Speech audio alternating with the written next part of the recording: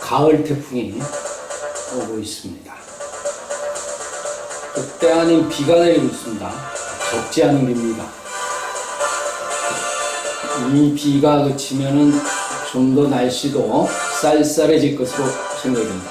이 환절기는요, 감기 조심하셔야 되겠습니다. 자, 안녕하세요. 이슈 브리핑. 오늘 순서 진행하겠습니다.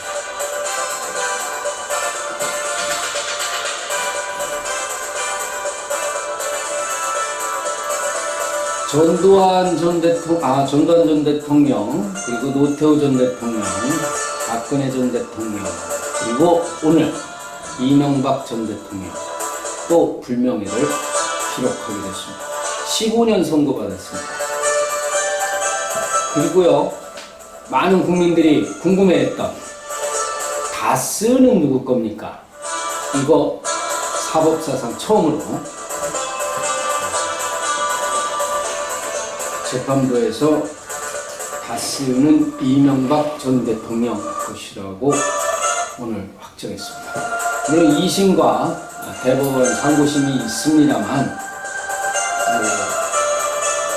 결과는 바뀌지 않을 것으로 그렇게 예상이 됩니다. 죄를 지었으면 벌 받아야죠.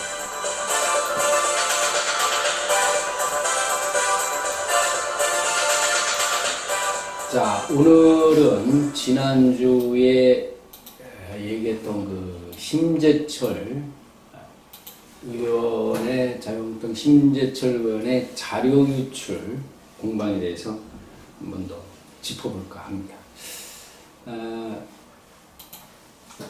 제1야당인 자유한국당 그리고 심재철 의원에 대한 비난의 목소리가 높아지고 있습니다. 정부의 잘못된 정책을 지적하고 대안을 마련하길 촉구해야 되는 국회 대정부질문에서 한국당이 보여준 모습은 글쎄요, 적지 않은 국민들한테 실망감을 안겨준 것도 사실인 것 같습니다. 또 대정부 질문 전부터 불거진 한국당 심재철 의원 측의 비공개 예산 정보 유출, 이 사건을 둘러싼 논란은요, 국정감사에서도 계속 이어질 것으로 예상됩니다. 하지만 현재까지는 이에 대한 여론은 호의적이지 않은 모습이고, 당내에서도, 한국당 내에서도 여론이 자기 편이 되지 않는 것에 곤혹스러운 모습을 감추지 못하는 그런 모습입니다. 한마디로 정책야당, 수권야당의 모습은 없고요, 오로지 정쟁에만 몰두한다는 그런 비판이 나오는 지금 상황입니다.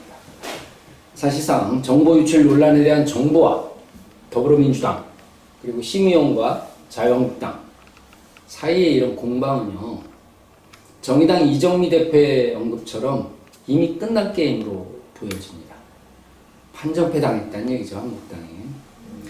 심의원은 정보의 취득 적법성에 대해서 불리함을 느끼자 한국재정정보원의 보안 취약성을 질타하고 청와대와 정보부처의 업무 추진비 사용에 대해서 폭로를 이어가고 역전을 노리는 것으로 이렇게 보여지지만, 거꾸로 생각한다면 심의원이 20대 국회 전반기 국회의장 시절 업무 추진비 사용에 대한 내역을 공개해야 된다는 역풍이 또 부는 것도 사실입니다. 결국 불리한 지경에 빠졌다고 보여집니다. 대정문 질의자를 심의원으로 교체하면서 청와대와 정부의 업무 추진비 불법 사용 관련 내용을 예고했던 한국당도 역시 곤혹스럽기는 마찬가지인 것으로 보입니다. 그렇죠? 좀 생각을 해보면요, 예상과 달리 심의원의 대정부 질문과 추가 폭로, 이것이 이슈화가 돼야 되는데 그러기는커녕 청와대의 청렴성만 부각시켜줬다라는 그런 역효과를 낳은 반면에 김동연 경제부총리와 설전에서 정보 취득 경우에 불법성만 오히려 부각이 된 것이 아닌가, 이렇게 생각이 듭니다. 심의원의 정보 그 자료, 정보에 그 기대를 걸었던 한국당은 야 이거 참 이거 내부적으로 참 이게 참 이걸 어떻게 수습해야 되나 하는 그런 생각을 하고 있는 것 같습니다. 문재인 정부의 도덕성이 치명타 입히지도 못했고 여론은 오히려 점점 다른 쪽으로 흘러가고 있고 이런 좀 참 진퇴양난이죠. 심의원이 기획재정부로부터 고발당하고 검찰의 압수수색을 당했던 그 당시 야당 탄압이라면서 장외투쟁까지 나섰던 한국당 이 대목에서는 참 뼈아픈 대목이 아닌가 생각이 됩니다. 당내에서도 대정부 질문에서 그동안 조용한 모습으로 비춰졌던 김동연 부총리가 주먹주먹 반박하고 오히려 여권까지 나섰잖아요. 이제 좀 빠져나가야 되는 거 아니냐, 출구 전략을 모색해야 하는 것 아니냐, 이런 판단도 당내에서 슬슬 나오고 있는 그런 모습입니다. 심의원과 한국당은요 결론적으로 전략의 부재를 드러낸 것으로 분석됩니다. 내용과 방식 그리고 시기까지 잘못된 판단을 했다는 것이 일반적인 편입니다. 사실 그렇죠. 뭐 남북 정상회담, 평양 남북 정상회담이 끝나자 바로 이어진 이 폭로가 별반 효과를 얻지 못했다는 그 시기상의 문제도 있고, 또한 그 내용의 방식, 내용하고 그 방식, 내용이라는 건 여러분 다 아시겠습니다만 뭐 사실 뭐 이 작가라는 곳에서 썼다고 하는 그 업무 추진비, 근데 사실은 또 이 작가가 아니라 일반 음식점으로 드러나기도 했죠. 이런 건 등등을 볼 때 잘못된 판단했다는 것이 일반적인 분석입니다. 만약에 심의원이 정보를 취득한 상황에서 중요한 자료를 뽑아서 적법하게 정부에 야 이런 자료가 있는데 이거 내놔봐라 하고 요청을 하면은 안 줄 수가 없겠죠. 정부 입장에서는 뭐 비밀 자료가 아닌 이상은. 그리고 자료 요청을 하고 청와대나 정부가 업무 추진비 받은 거를 보고 검토해서 잘못 사용했다, 용도에 맞지 않게 쓰고 있다 이렇게 주장했거나 기재부의 정보 관리도 잘못됐다, 구멍이 뚫렸다 이렇게 처음부터 이런 식으로 방향을 바꿨다면 결과는 혹시나 달라졌을지 않을까 그런 생각도 해봅니다. 하지만 심의원 개인의 욕심이었는지는 모르겠습니다. 비인가 구역을 수시로 드나들면서 정보 다운로드 받았고요. 백몇십 차례죠. 이를 활용함에 있어서도 불법 사용을 밝혀내지 못하고 그런 모습으로 계속 일관하고 있는 지금 상황입니다. 그러다 보니까 국민들은 이미 이거 뭐 아무것도 아니네 라는 생각이 들고 오히려 저거 갖고 저렇게 정부를 질타하고 그걸 정쟁으로 삼아도 되는가 하는 그런 의구심을 낳게끔 했다는 그런 것입니다. 한국당 한 의원은요, 심의원이 이제는 뭐 폭로라고 할 수도 없겠지만, 폭로한 업무 추진비 등 집행 내역에서 논란이 일 수 있는 내역들은 청와대와 정부가 즉각적으로 반박하고 나선 거에 대해서 조금만 확인했어도 라면서 아쉬움을 드러내기도 했습니다. 반대로 여당인 민주당이나 청와대, 정부는 심의원의 정보 취득 경위를 놓고서 자물쇠를 안 채웠다고 남의 집에 들어와서 물건 가져가도 되나 이렇게 지적을 했죠. 그러니까 한국당의 적법 취득, 정부의 허술한 보안관리 주장의 설득력을 빼앗아버리는 겁니다. 그 주장의 설득력을. 그러니까 결론적으로 전략적 승리를 거뒀다고 볼 수가 있겠습니다. 댓글들도 보통 대부분 그렇죠. 뭐 우스운 댓글 하나 예를 들면 제가 본 거 가운데서 그러면 남의 휴대폰 매장 들어갔는데 주인이 없다고 문이 열려서 들어갔는데 주인이 없다고 그냥 휴대폰 가져와도 되는 건가? 라는 그런 비슷한 내용의 댓글들이 엄청 많이 올라와 있습니다. 한국당 지도부나 기재위원 등은요, 이번 논란에서 가장 큰 패배 요인으로 심의원의 독단성을 꼽고 있습니다. 심의원이 큰 건 들고 있다 이렇게 얘기했던 말을 듣고 그런 줄 알고 그냥 한국당 전 의원들이 아주 장외투쟁하면서 뭐 법무부도 찾아가고 대법원도 찾아가서 손팻말 들고 규탄 대회하고 뭐 그런 모습도 보였는데, 사실상 내용을 보니까 큰 건이라고 했던 것이 쓸데없이 정부만 공격한다는 얘기를 들어도 할 말 없는 자료만 있었다는 거. 그런 볼멘 목소리도 한나라당 내부에서는 슬슬 나오고 있습니다. 한국당은 심의원 논란보다 유은혜 당시 사회부총리 겸 교육부 장관 후보자의 임명 철회 공세에 적극적으로 당력을 만약에 집중했더라면 하는 아쉬움을 내보이고 있습니다. 지난 3일 유 장관이 이제 문재인 대통령이 임명을 하니까 유 장관을 한국당은 이에 반발하는 긴급 의원총회 냈습니다. 그리고 뭐 정부 여당을 청와대를 비판을 했었죠. 그런데 바로 조금 있다가 심재철 의원의 대정부 질문이 시작이 예고돼 있었습니다. 그러니까 의원총회 하다 말고 부랴부랴 자리를 떠서 본회의장에 입장하는 그런 모습을 보였거든요. 그러니까 한 사안에만 당력을 집중해도 될까 말까 하는 일들을 중구난방으로 이번엔 저거 터졌어. 이번엔 저거 터졌어. 이런 식의 모습을 보였다는 것이 이번 심재철 의원 논란에서 패배한 이유가 아닌가 그렇게 생각합니다. 결국 내용은 둘째치고라도요, 정부 여당을 곤혹스럽게 할 자료를 가지고 있으면서도 이걸 제대로 써먹지 못했다는 겁니다. 그리고 여론전에서 완벽한 패배를 현재까지는 하고 있다는 거죠. 그러니까 결국은 이 패배에서 빨리 벗어나기 위해서는 출구 전략을 짜내야 하는 것이 현재 제1야당 한국당의 모습이라고 말할 수가 있겠습니다. 10일부터 시작되는 국정감사에서 심의원이 확보한 정보에 대해서 자료 취득의 적법성, 정부의 허술한 보안관리 문제를 집중 제기한다는 전략을 세운 것으로 보입니다. 한국당이요. 어차피 칼을 빼들었으니까 그냥 칼집에 집어넣을 수 없잖아요. 보통이라도 쳐야 한다는 사실은 애매한 지금 입장이 된 것입니다. 심의원이 취득한 자료에 접근 금지나 비밀, 공개 금지 등의 표시가 없었는데 정부나 여당이 이를 국가기밀이라고 주장하는 것은 말이 안 된다는 식의 공격을 이어갈 것으로 보이는데, 과연 그런 주장이 먹힐까요? 좀 알 수가 없습니다. 왜냐하면은 이미 그 전에도 보좌관들은 아주 오래 2년 전부터 그러한 자료들을 아이디를 기재부터 받아갖고 그 자료를 다운로드 받고 했었습니다. 근데 비인가 관리관실이라고 했나요? 김동연 부총리가 대정부 질문 때 그렇게 답을 했죠.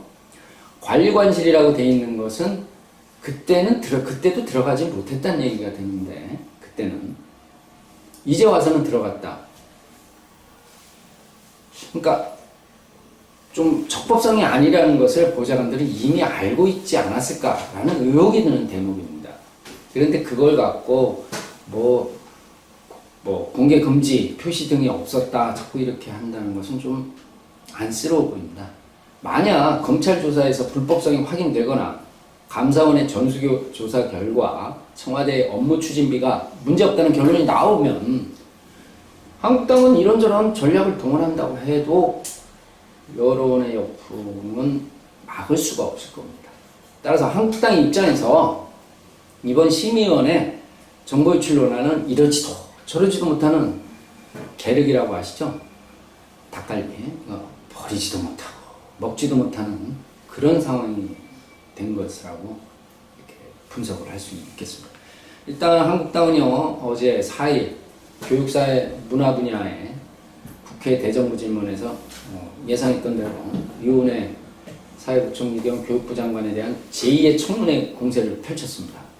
그러니까 심의원의 논란이 된 그 문제 불리해지니까 이 이슈를 다른 이슈로 돕겠다는 모습으로 사실은 비춰집니다.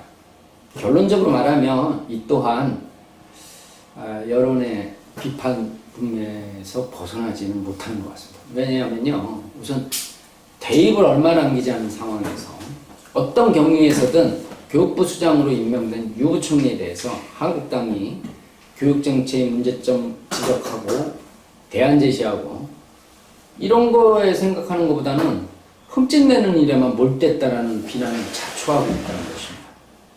유 부총리가 인사말을 전하는 과정부터 한국당은 고성, 막말 내질렀고 장관이 아닌 유 의원으로 부르는 그런 모습까지 보였습니다. 이거 예전 생각이 좀 나는데요. 예전에 박근혜 전 정부 당시에 야당의 모 의원이 박근혜 대통령을 인정하지 않는다. 그래서 박근혜 씨 뭐 그랬던 일도 있지 않습니까? 똑같은 내용입니다. 이게. 어차피 대통령의 임명권은 뭐 거기 권한이지 않습니까? 거기에 대한 비판은 오로지 대통령이 받는 것이지. 그거에 대한 문제점 이런 걸 드러냈으면 그것으로 야당의 역할을 한 것이라고 봅니다. 꼭 굳이 낙마시키고 그럴 필요가 과연 있는가라는 생각도 듭니다. 질의 내용도요, 뭐 이미 인사청문회 과정에서 불거졌던 내용들입니다. 자녀 위장전이 병역비리 의혹, 뭐 이렇게 반복하는 거 하면요, 무조건 장관으로서 자질 없다, 응분 책임지고 사퇴해야 된다, 이런 목소리만 사실은 높인 것밖에 없습니다. 뭐 유 장관은 위장 전입에 대해서는 100번 사과를 한다고 했습니다. 대정부 질문에서도 했고요. 어쩔 수 없잖아요. 이미 지나간 일인데 그거에 대해서는 그거에대로 평가를 받도록 하고 좀 더 정책적인 질의가 있었어야 되는데 무조건적으로 자질 없다, 사퇴하라 이런 식으로 몰아붙였다고 해서 과연 야당의 손을 들어줄 국민 여론이 얼마나 될지는 솔직한 얘기로 알 수가 없겠습니다. 이날 대정부 질의에요. 경기도 그 화성시에 있는 한 중학교, 향남중학교 학생들이 단체로 관람했습니다. 국회가 어떻게 돌아가는지, 국회의원들이 어떻게 대정부 질문을 하는지 이런 것을 견학하러 온 건데 전일제 현장 직업 체험의 날이라는 취지로 온 거예요. 근데 국회를 방문한 이 학생들은 배운 것보다요, 국회의원들 욕설, 고성, 그리고 몸싸움만 구경하고 갔다는 이런 비난이 쏟아지고 있습니다. 유 장관이 연단에 서자마자 한국당 측에서는 무슨 장관이야 라고 언성 높이고 주광덕 의원은 한국당 주광덕 의원이요, 유 장관의 뭐 사생활까지도 문제 제기를 이어갔습니다. 이런 와중에 민주당 홍영표 원내대표가 이런 대정 질문하는데 이런 내용의 질문하면 부의장이 제재해줘야 되는 거 아니냐, 너무도 명백하게 인사청문회 거쳤는데 이런 식으로 대정부 질문하면 되나라고 항의하자 주 의원이 질의한 게 뭔 잘못이냐, 잘못한 거 전혀 없다, 뭐 이렇게 나오고, 그런 와중에 한국당 김성태 원내대표가 나와서 홍 원내대표의 팔을 우악스럽게 잡고 연단 밑으로 미는 모습도 그렇게 공개되는, 참 좀 답답한 그런 국회 상황이 이어졌습니다. 한 30분간 이어진 주 의원 질의가 끝나니까요, 한국당에서는 주광덕 사이다, 뭐 잘했어, 뭐 이런 환호가 터져나왔고 박수, 악수 이어졌습니다. 그리고요, 여기서 웃긴 게 있습니다. 그 대정부 질문은 계속 이어지고 있거든요. 저녁 늦게까지 이어졌잖아요. 마지막 날이잖아요. 그런데 자기네들 차례가 다 끝났다 하니까 한국당 의원 수십 명이 줄줄이 그냥 퇴장해버린 겁니다. 그러니까 이를 지켜보는 학생들은 어떤 생각을 하겠습니까? 한 학생은요, 대정부 시작한 지, 질문 시작한 지 얼마 되지도 않았는데 의원들이 저렇게 퇴장해도 되느냐 라면서 마치 자기가 좋아하는 가수 순서가 끝나면 우르르르 몰려나가는 무슨 가수 콘서트장에 온 것 같다. 어린 학생이 이렇게 어이없어 했습니다. 또 다른 학생도 앞으로 대입시험을 어떻게 할 건지, 중고등교육에 대한 정책이 있는지 따지는 게 아닌 것 같다. 국회의원들이 교육에 대해서 아는 게 있는지 정말 힘들었다. 이렇게 지적하기도 했습니다. 그리고 덧붙이기도 했습니다. 진짜 의원들이 욕 잘하는 것 같습니다. 이렇게 얘기했어요. 그러니까 심의원의 정보 유출 논란에서 벗어나기 위해 이 논란도 자신들이 만든 건데 유 부총리에 대한 맹공으로 대정부질문을 끝낸 겁니다. 한국당이. 청문회에서 있었던 이야기들을 재탕, 삼탕 해놓고 자기들끼리 서로 잘했다고 박수치는 한국당 의원들의 모습을 지켜본 학생들 과연 어떤 생각을 하고 있을까요? 궁금해지는 국회의 모습이었습니다. 참 답답합니다.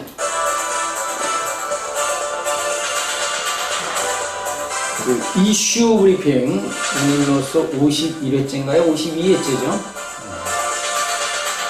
여러분들을 주에 한 번씩 만나뵙던 그 시간이었는데요.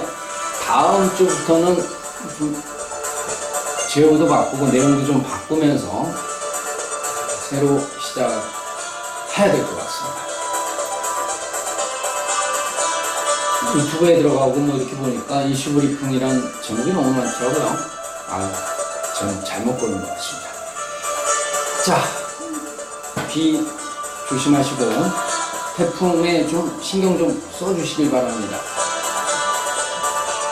오늘 이슈 브리핑 순서 여기서 마치겠습니다. 다음에 다시 뵙겠습니다. 감사합니다.